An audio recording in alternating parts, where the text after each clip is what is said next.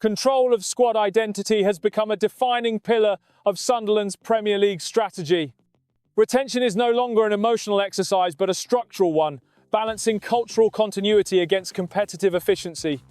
Midfield roles in particular carry significant tactical responsibility. When minutes distribution tightens, even trusted profiles face an unspoken countdown shaped by match intensity, recovery cycles, and elite-level tempo. That tension reveals a broader retention framework. Promotion has accelerated internal competition, increasing the physical load on starters while compressing opportunities for rotational players. The model protects peak performance, but the byproduct is reduced visibility for individuals whose development relies on rhythm rather than reputation. Strategic planning now favors squad elasticity over sentiment, especially as contracts approach inflection points.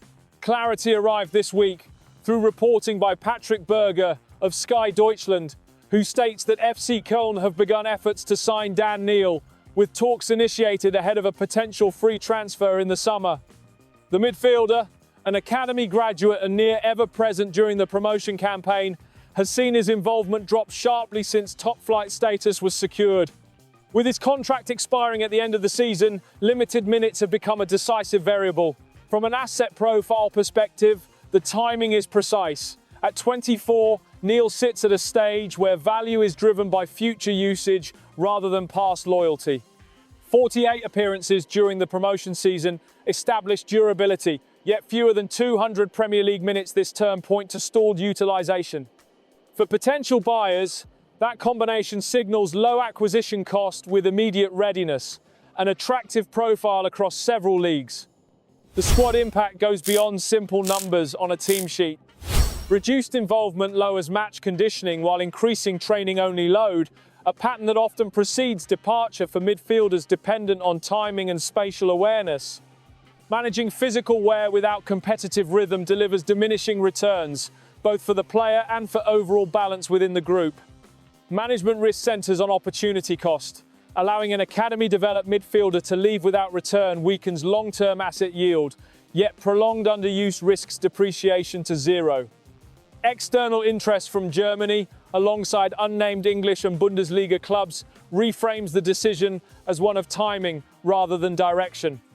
Wage dynamics further complicate matters, with domestic options likely stronger financially than a newly promoted German side operating close to relegation pressure.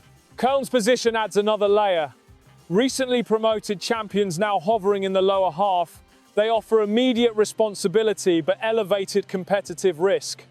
For Neil, the calculation blends sporting relevance with security. For Sunderland, it comes down to whether cultural value outweighs strategic refresh. The expectation of a summer exit reflects alignment rather than conflict. A retention framework only works when every asset retains a clear function. When that function fades, decisive movement preserves clarity. This is not a loss of identity, but evidence of a club confident enough to evolve without clinging to the past.